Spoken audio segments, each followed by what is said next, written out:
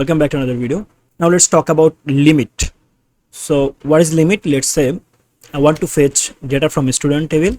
Okay, all data. So select all from students, and I'm going to say here limit, and I'm going to set the limit that how many row actually I'm going to show. So I will say 3. If I execute it, now you can see the first 3. Now let's say I want to show let's say I don't want to show the first 3.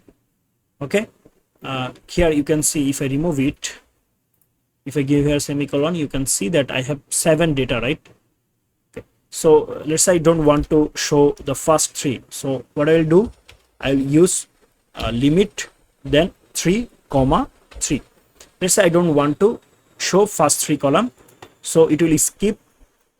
Okay, first 3, 1 2 3, first 3 row value. Okay, so it will actually skip first 3 row, and then it will actually show 1 2 3. I mean 104, 105, 106, because I have mentioned here 3. So let's check.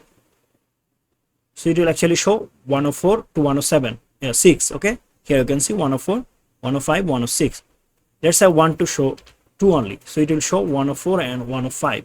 And let's say I want to say here 4, so it will actually skip first 4 row. Okay, then it will show the next 2. If I execute it, now you can see, okay, there is nothing because we haven't actually all the rows. So let me just say here 1, and now you can see only 1. That's it. I hope you understand. So thanks for watching. See you in the next video. Till then, goodbye.